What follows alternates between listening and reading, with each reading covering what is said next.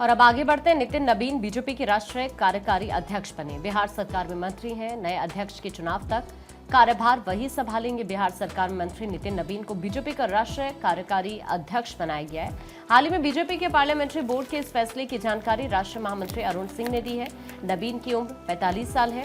2010 से बांकीपुर सीट से वो विधायक है। नए राष्ट्रीय अध्यक्ष के चुनाव तक ये जिम्मेदारी वही अब संभालने वाले हैं। और आपको ये बताएं कि अब वो दिल्ली पहुंचेंगे। यहां बीजेपी मुख्यालय में 11 बजे उनका स्वागत किया जाएगा।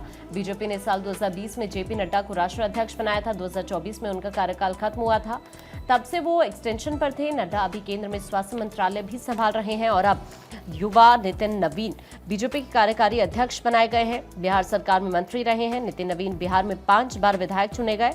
हाल के विधानसभा चुनाव में बीजेपी की सबसे ज्यादा सीटें लाने में खास योगदान इन्हीं का रहा है। बिहार में पथ निर्माण मंत्री और पटना के बांकीपुर से विधायक हैं।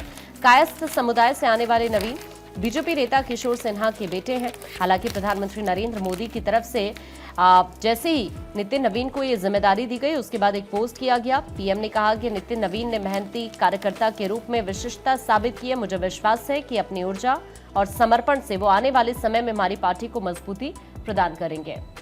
और देखिए, बीजेपी के नए कार्यकारी अध्यक्ष जब वो बनाए गए तो फिर बधाइयों का सिलसिला शुरू हुआ। प्रधानमंत्री मोदी, अमित शाह, जेपी नड्डा सभी ने बधाई दी। पीएम मोदी ने लिखा कि नवीन की ऊर्जा समर्पण आने वाले समय में पार्टी को मजबूती प्रदान करेंगे। नितिन नवीन जी ने एक मेहनती कार्यकर्ता के रूप में अपनी पहचान बनाई। वो एक युवा और कर्मठ नेता है जिनके पास समृद्ध संगठनात्मक अनुभव है और बिहार में कई बार विधायक और मंत्री के रूप में उनका प्रभावशाली रिकॉर्ड भी है। नवीन ने जनता की आकांक्षाओं को पूरा करने के लिए अथक प्रयास किए और वो अपने विनम्र स्वभाव और व्यवहारिक कार्यशैली के लिए जाने जाते हैं।